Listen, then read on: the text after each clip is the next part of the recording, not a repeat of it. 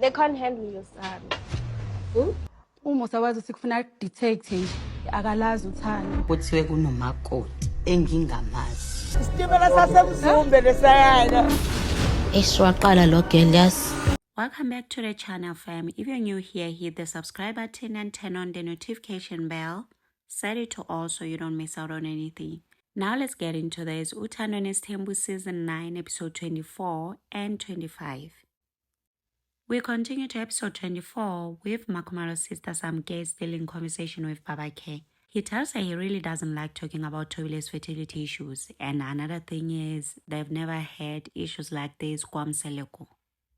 Then they jump over to number 5 issue. Then Samke tells Babake that he should have told Thobile. uMakhumalo uma ngabe ngimhlebela ukuthi kuzokwenzakalani nganginesisimo sethu iphutha ngilenze usho indawo zombili ngilenze ngokumtshela ngilenza manje ngokungamtsheli so angazi. As much as I kind of get what Samke is saying, I also do understand what Mseleko is saying too. As much as bona bethi ngenza iphutha angilenzile ngoba ngitshele lo muntu ebekufanele ngimtshele. Because if we're being absolutely honest, when a polygamous man wishes to take another wife, he consults with the matriarch of the family. And Makhumalo is not the matriarch of the family. That is Makele's role. So when Mseleko is saying that he did do the right thing by consulting with Mamake, he's absolutely right on that. And we all know that Mamake was and still is very well informed when it comes to the number 5 issue. Mseleko continues to say he had told Makhumalo that he'll hold off on Makwela's lobola until him and Makhumalo are okay, as Makhumalo had told him, apparently, to break things off with Makwela. However, on this, Samke denies her sister ever said that. Basically saying, do not lie on my sister. Umacele ubedinwe kakhulu ngoba uze wangibuza ukuthi njengoba ungakazi uxabane noMakhwela then ngokuthi nje kukhuluma uMakhumalo usuyamlahla ngathi no angimlahla uMakhwela. Samke calls out Babake for having said in his diary that Makhumalo has failed on one of the previous episodes. You all remember that he had said that Makhumalo has failed to do what she was brought to do. She continues to say that they judged him based on that, thinking he was referring to the fertility. But since he has denied it was about that, then how did she fail? Mseleko had nothing to say at this point, okay? Then she told him that she always warns him that his choice of words is killing him, which is true. Babake has a way with his tongue of saying things that he shouldn't be saying really. That always, time and time again, gets him in trouble. The conversation ends with Samke telling him to fix his home, and he had also mentioned that Makhumalo feels Makwela is becoming arrogant now. uMakhumalo ke wakhuluma nami ecaleni wathi uMakhwela umbone ngathi usephakeme kakhulu yabona so angazi ukuthi wenzeni yabona. How's she becoming arrogant? Makhumalo should really come out here and explain this to us because we want to know what is going on, okay? Kodwa fanele ngibuyele kuMakhwela ngimbuza ukuthi yini lento ayenzile ekhomba ukuphakama bese siyayilungisa.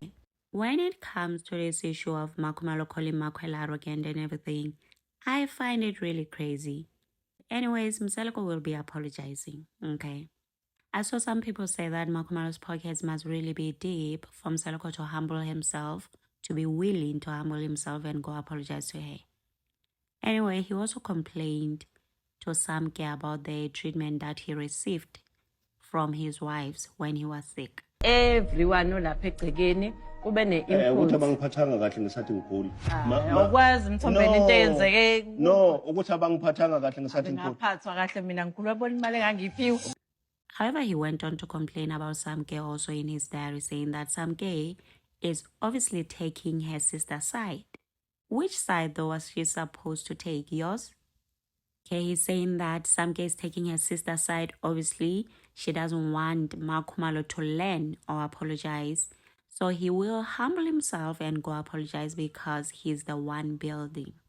So ngizoya ke kaMakhumalo ngixolisele yonke into. 1 ukuthi ngiganiwe, number 2 ukuthi ngamtsheli. Oh, Babake, how nice of you. Moving on from that, we see Kwesi and Lwandle sit down with Makele, the young girl that is pregnant by Lwandle. Kwesi ends up being the one telling Makele what her name is, and vividly Makele remembers seeing her through the window of her cottage at her home, the time she had visited her parents' home, remember? Anyway, she tells Kwesi that Lwandle told his dad that he might have impregnated someone. Why it's engathi ngathakazi. Yena yasefuna ungishisa. She then continues to ask Kwesi if Lwandle told her about the DNA. Kwesi says yes, they did touch base on that. We see Makele further explaining to Kwesi that some girls have tried their luck before, falsely claiming to be carrying Lwandle's child. Bakhona bafika before azothi baqhubele umntwana ukhuleliswe uLwandle to avoid yonke lama mess esilokhu siwathola ngonovesane nje kwenziwe iDNA. And in all that, I was thinking, girls are really taking extreme measures to be part of this reality TV royal family. Because going to the lengths of pregnancy claims is really extreme, hey? Indaba yegazi makuwukuthi abawakubo kwakhwezi kobaphatha kabi. Nxese kubona nathi indlela esenza ngayo la kaMseliko. Anginayo inkinga nayo. Awunayo inkinga. Okay. And honestly, when it comes to DNA, I'll always say this. It should be standard procedure for every child coming into this world, because a lot of people are really raising kids that are not theirs without their consent. But when Mamake asked whether she's ready to have a child, we find out that she's not. Actually, they're both not ready, because Lwandle went on to say in his diary that this child just came out of nowhere.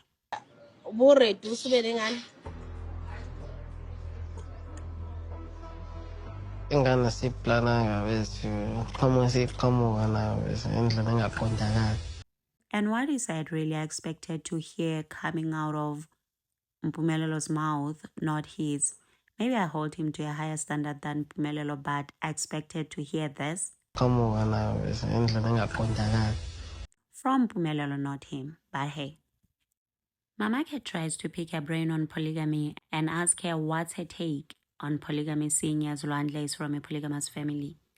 I don't have a problem with it, but it's not like vele khona abangimiseka currently. So what am I saying? Are you sure it's how 19? 101%. Mamake is shocked at this point, to the point where in her diary she points out that Kwesi is very naive, hence her remarks on polygamy that she knows absolutely nothing about. Hayibo, usayikhulumela nje ngama lakhe ingane. And nalento akhuluma ngayo vele ukuthi akayazi. Mase siqala vele ukuthandana. Wangitshela vele. Ha. Okay. Hayi ke, ngazomlandela kumakoti. Ngoba wena ongithumama. Hayi, ngiyakutshela mama Mtho. Bona uzohamba bani? I was shocked as well, I must admit, to hear those words coming out of her mouth, considering also that she's still very young. Wet behind her ears to be speaking like this. Following this, Mamake continues to once again mention that it is very easy to talk about what you do not know. And she also mentions that Kwesi must not assume that Lwandle will marry her just because she doesn't have a problem with being in a polygamous marriage, because there's still a possibility that Lwandle won't even practice polygamy. They can't handle your son. They won't handle your son. Kweza ngimazi kwana ukuthini methi okay ngiyabakwazi ungihandlisha. They can't handle your son, they won't handle your son, she says. Hi, Kwesi girl, can you handle him? Anyways, she continues Kwesi to ask Lwandle if he wants polygamy. Just for? Uyazi. Manje uzozithi into umuntu ongathi kodwa uyazi. Akuzingane kulo nyaka kuyabhutshwa. Hi, the meet and greet plus DNA chat ends with Mamake saying that she has seen Lwandle's girlfriend and whoever her son loves, she will embrace. but should they break up, she'll also detach and move on. Ukhwezi ngimbonile ngi-right ngaye owalwandle akusiyena wami. Mina umuntu othandwa ulwandle ngomamkela. Mangabe sephumile futhi kuyena hayi bandla nami ngothatha ishrapha sami ngithuthe.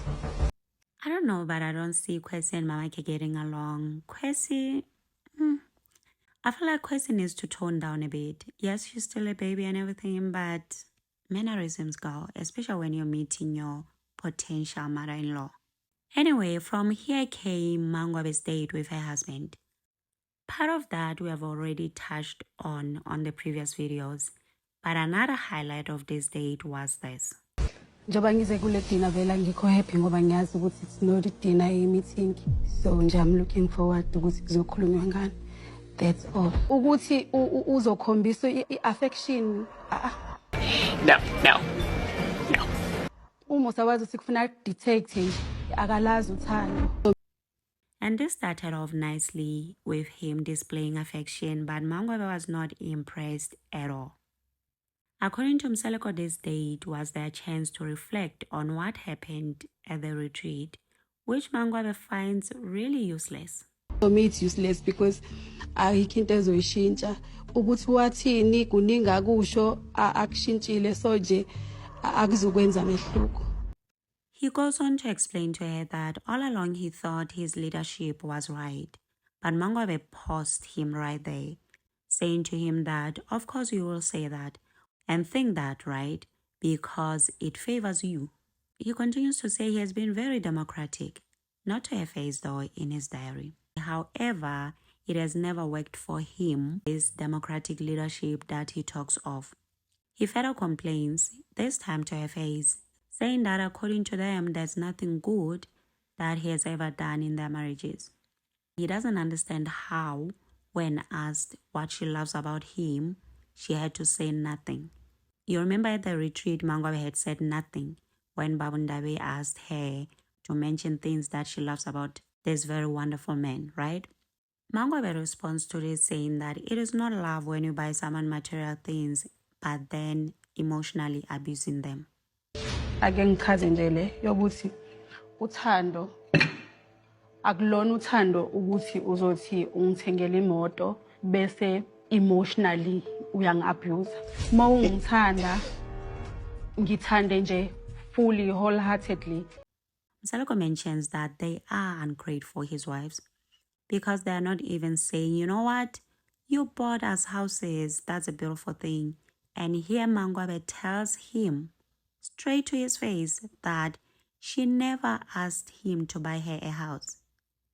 It was his decision to do so. Asikaze ngithi Thengumisa, it was your decision. Ngithi Nombela.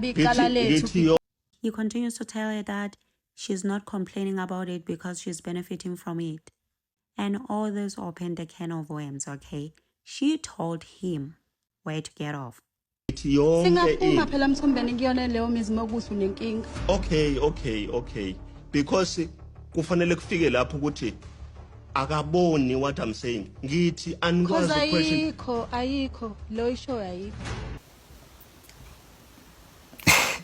Okay. Oh, ayikho. Okay. Following this, he tells her about Mpumelolo's proposal to Tirelo. Wavuma. I'm happy for bona. I so wish ngempela ngathi they can work out because mengibheka uTirelo sembekezelelile kakhulu Mpumelelo. She continues in her diary to then say that she's not satisfied, that she'll believe Tirelo is a part of the Mseleko family once the lobola has been paid in full. But I'm not satisfied. Ngiyokholwa ukuthi uTirelo uzobowa kaMseleko masekiwe kubo. Nonetheless, she's happy for them. Ngiyabonga mkami ukuthi ufikile. Bela uziphatheke le mbali. Awungisiphathe futhi. Uyazi kusho ukuthi le mbala ozifuna ngempela kanti manje ngisebenzile. Awuthi ngikuvulele ke. On to episode 25. Just when we thought Mselekos going to Makwela's home state was to finish the lobola negotiations, Come to find out that it was to see baby Matt. And he has continued to give the Kwela family hope that things will eventually work out. Makwela will end up being accepted in the Msaloko family. We also find out on this episode that Mayeni was never involved in Mpumelelo marrying Mabiela. She knew nothing. Msaloko made sure to hide that her son was going to lobola. They would, him and Mpumelelo, hold these caucus meetings about the lobola to Mabiela's home, but never involved her as a mother, as a wife to this man. She tells Msaloko that you should have told me about Mpumelelo's plans, but you didn't. You chose not to.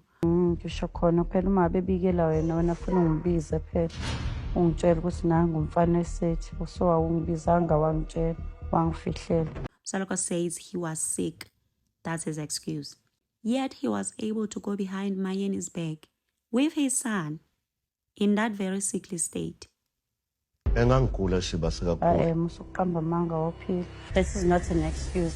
Ngalesikhathi bebhizi bephuma bengena lapha endlini bephuma bemakovrani bekhuluma bobabili. Kwasawugula nalokho kuhle.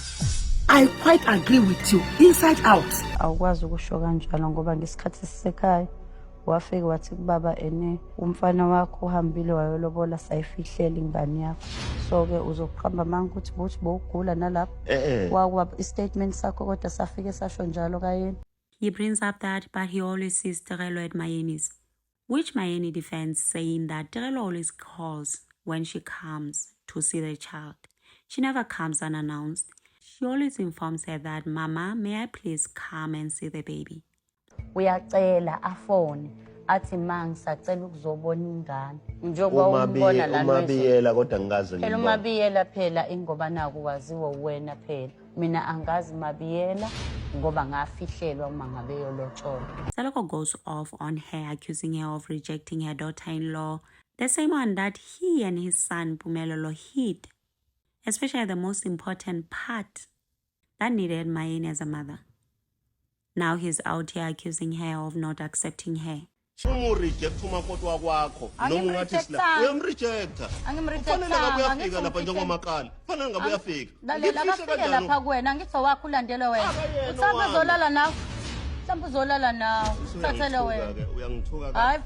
tells Musa that since you are able to do all that without my knowledge as Mpumelelo's mother, you did everything concerning Mpumelelo alone, playing both roles, playing my role as his mother and playing your role as his father. You will make a plan when it comes to Mabiela.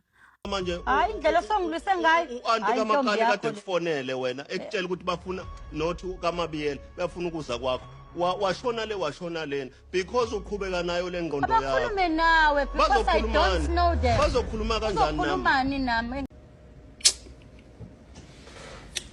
Nami engakazi. Owakwakho umakoti nje. Ngiyakuchazela ukuthi you can hide the information. I'm not getting involved. You'll have to do whatever you have to do going forward with that. Mabiyela uyohamba umthatha umise la wafika wabika khona ukuthi uphumelele uyogana. Mina wangangenza unkosikazi wakho ngephandle. Ngabika kuphi? Ngiyangeka ngikwazi wabika. I don't understand what Mseleko, Mpumelelo, and whoever they were doing this thought they were doing exactly without Mayeni. In her diary, she states clearly that she can't choose from Mpumelelo whom to marry, whom not to marry, or whatever. However, when it comes to this, she knows nothing about it.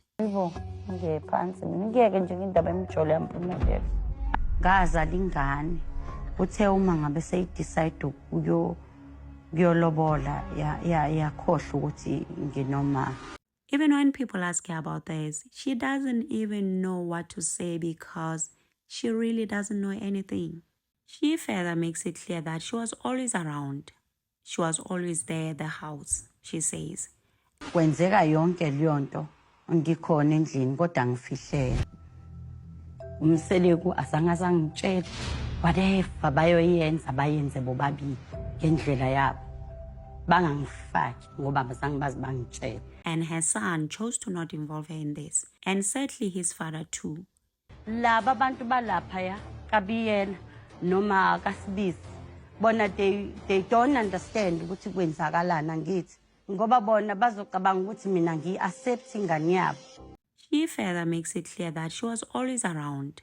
She was always there at the house, she says, and her son chose to not involve her in this. Mina uTirelo noVuyo guys, I told them ukuthi yabona nina njengoba nginazi, it's because of lezi ngane ngihlala nazo.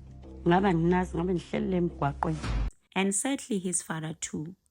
Hence why she feels she's just there to watch over the kids and not as a wife, because obviously Mseleko's actions around this Mpumelo's marriage to Mabiela is proof that he doesn't consider her as his wife. Yazibona ukuthi bemthathelani ke yena lo mahlasa mhlambe wathathela omunye umama lapha ekhaya mhlawumbe waphela mina bangenzanga umama. And you can genuinely feel the pain in her voice that she's really hurt. This really hurt her feelings. Imagine your own son not letting you know that he's marrying someone. That's hurtful. And I'm sure it pains her even more that Mseleko played along that time he is her husband. Kimusa immediately distances himself from all this, saying that this means Mpumelelo will have to answer for himself then. Mayeni tells him, should their conversation continue to be about their son's dating life, she's no longer interested. She can't involve herself in something that was done by old people who knew exactly what they were doing, who did all this deliberately without involving her as the mother. And the way this hurt Mayeni's feelings, she was so pissed that she couldn't even hug this man goodbye when he was leaving. Aye, no, bye. Don't cry, we are humble.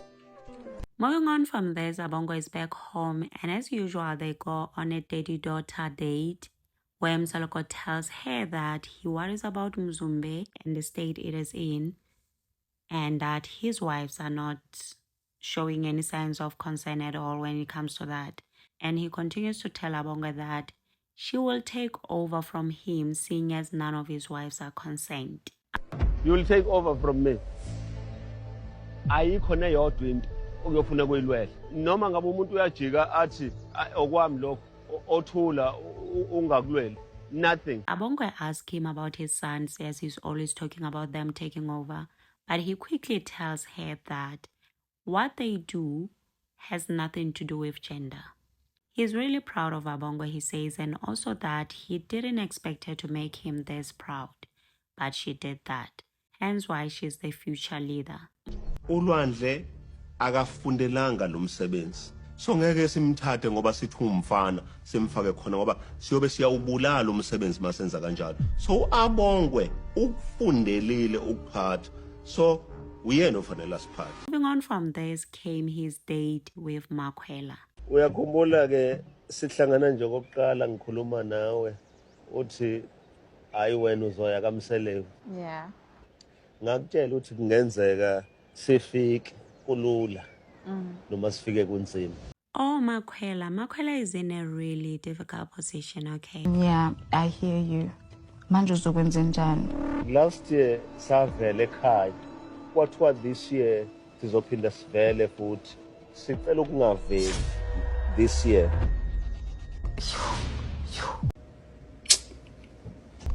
Kunamakhosikazi azwakalisa ukuthi akawa-includwanga kulento besiyenza. So leyo nto leyo izoba inkinga because wena manje uzongahlali kahle kaMseleku, uzongamukelwa. Akukona lokho engikufunayo mina. Anyway, he continues to say that he has to always keep reassuring her that things are moving slow out of respect for the other wives, not because he doesn't love her anymore. And he can't speak ill of them to her because she'll end up not liking them. He also goes on to say that he didn't get the proper chance to present the matter well to the other wives because they won't allow it. This was when she was asking why he did not inform them after telling Mamkhulu. Kufanele ngiyenze yokuqhubeka namalobolo. Usangithemba? Usangithemba? Sithi ngisakuthemba. Okay, kufanele ngibachazele bonke. Ngibachazele nokubaluleka ukuthi wena uye ekhaya. He then asked, what if tomorrow never comes? Then what? Okay, sort out your ish and then let's see. Ngihambile le ndlela phela mina ngihamba ngithi. engani So hence I'm asking you. ukhazelwa yimini ukuthi futhi wena kusekuncane kakhulu. No. Ungaphela no 5 years sinegotiator. 5 years? Babake in his diary then says he can't afford to lose Makwela. Actually, he said we can't afford to lose Makwela, meaning him and Mamake. But he also goes on to also mention that he can't afford to rock the boat any further with his other wives. Hence, they will have to move very slowly, begging and pleading and nagging, you know. Talk about being between a rock and a hard place. He also had bad news to deliver to Makwela that there are complaints that she's posting a lot. A bit too much for their liking. It would have been better if he would name and shame the devil. Would say, "Usbatman, yabo." Maybe I would have a clear understanding. Imagine, I guess the sense. And apparently it was Makumalo complaining about Makwela posting. At this point, it does make sense, at least for me, what Makumalo wants from this girl. uMakhumalo ungifonelile wathi kunezinto eziphosta uMakhwela ezikhombisa ukuphakama noma ezikhombisa ukuba ngcono. Ngathi zithini lezo zinto? Wathi uMakhumalo ngeke ngikutshela ukuthi zithini lezo zinto. Ngicela ulungise leyo. Now her posting is a problem to you. Now Makwela feels whoever is complaining about her posting, it's giving monitoring spirit now. Because what do you mean her posting about herself and her child is displaying signs of arrogance? What does that even mean? Instagram efoni yami ngedatha lami. Yabona nje leyo post ayingizwe nje. From what I know, none of his other wives follow me on social media. Makumalo must back off on this really, and all the things that Babake has been saying that Makumalo says, even the ones that she's been denying that she said to Babake, I cannot believe that Makumalo has said those things. It's just that since Babake lies a lot and he has all these different people speaking against him, we tend to lean towards the other side more. But Make, there's something there. All these things that Babake has been saying that Makumalo said there's Makumalo there's when it comes to Makwela, I do believe there's truth in all that. I'm with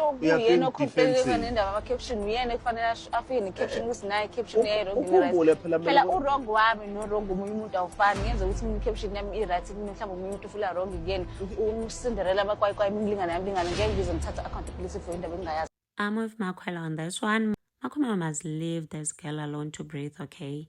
Also, if these are her feelings as wife number 3 or 4 when we count Masaole, what does she think Mamake Makele has been going through all these times when they were joining their marriage?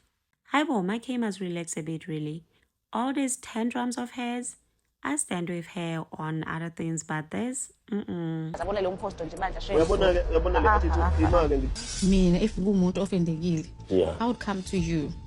Need proof at hand and be like, your person posted this and I find it to be offensive. Yabo. Yeah. Give you something to work on. Manje, when you are coming to me, now we blank awazi ukuthi yini khulunywa ngayo. Manje mina yabo, I'm also not a psychic. I can't ukukhulunywa ngani. In Babake's own fashion, he goes on to threaten Makwela, saying that he can marry someone who doesn't listen to him. That Makwela must curb. Makwela must get a hold of her attitude and stuff. But what she's saying is that come to me with facts. Come to me with tangible proof. Don't just say there's someone who's saying they're not happy that you're posting and not say what exactly I posted that was so offensive. Kunezinto ezingenziwa uMakhwela singakwazi ukuzithora later at all. Manje uma ngabe simncenga ukuhamba indlela, asimncenge ngoba siyilima, sizehlisa ngoba sifuna kulungelwe yena. Anyway, moving away from that came the Ray Nkonyeni Municipal Awards, right? Where Babake and his wives were being honored for the best reality TV show. We all know Makwela was not going to be a part of this for obvious reasons. Anyway, he goes with Mamake as the other wives due to work engagements would be a bit late. sengithatha uMacele ngoba uMacele wayengitshelile vele ukuthi egula noma engaguli uzoya ayongihlonipha. uMacele muhle kakhulu, in fact ungihloniphile as ngicelile ukuthi siyohlonipha. All his wives looked beautiful, okay? Mine is always on point when it comes to dressing up, and they all looked amazing, great, okay? Makhumalo walks in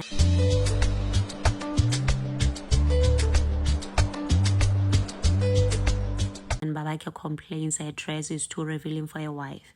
uMakhumalo ugqoke ingubo emvezayo ilento ekuthiwa ni boob shoe, and lezo zingubo ezinjalo ziyi-problem because umuntu uthi ewunkosikazi abonakala engathi uyintombazane. Mangwabe explains in her diary that she's late because she came straight from work, took the kids home and came here. And I like that she still respects her job even with the celebrity status that she carries. She still puts her job first. Umseleku kube imatriarch ikhaphula madoda. Yes. Hayi bebe bahlabantu. The last time sihlangene sonke sasikwi-retreat and akuzange kuhambe kahle. Angazi noma si-right, angazi noma siyakhulumisana, so ngilindele noma yini. Fast forward to the big moment where he was going up to the podium to receive the honor for the best reality TV. He wanted to go with Makhumalo, who ignored him right then and there.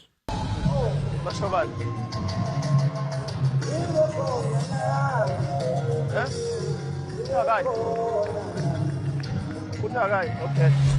It would have really been nice could they have gone up with him, all of them, to support him and everything, but hey, they didn't. Ayikho into ebuhlungu njengale eyenzekayo ukuthi amakhosikazi ami angidedele ukuthi ngihambe ngedwa.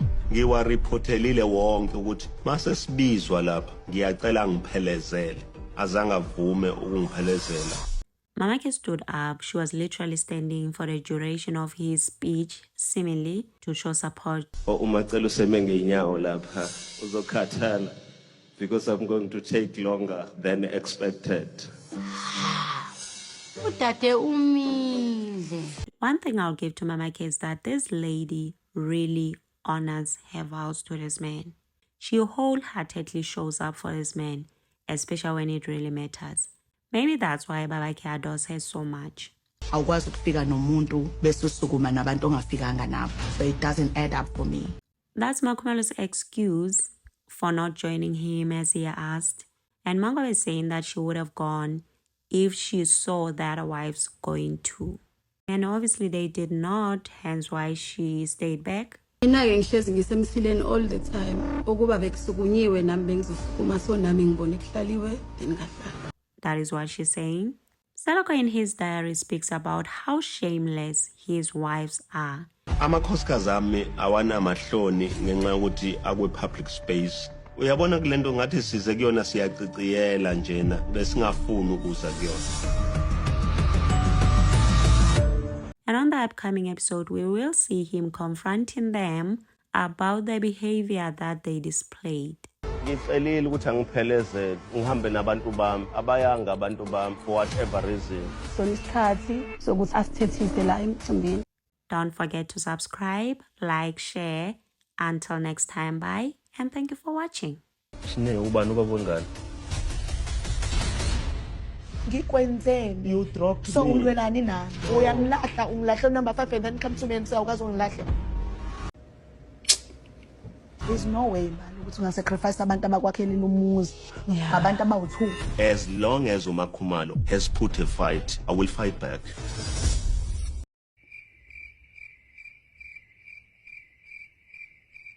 Isitimela sasemzumbe lesayana.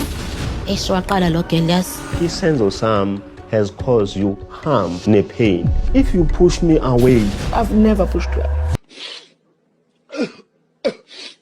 He is still continuing ukuba manipulative. Hayi mina ngayomthombeni. He's not himself. Iyona impilo nje sesiphilayo mhlawumbe neseyiphila forever. uMakhumalo mengangifuni la ngeke ngize ngihlale. How? Kanjani manje? Kanjani? Mase ke sathola iDNA sizobe sesiyakhona ke ekhaya. Uma uyashesha uthathe inqubo kodwa Ingane iwumthwalo wakho. Ngangifaka ukuthi into engingayazi. Usinofana nomuntu ophuza utshwala kodwa elifihla. Akasazele ngalesi sikhathi ayentshele ngaso.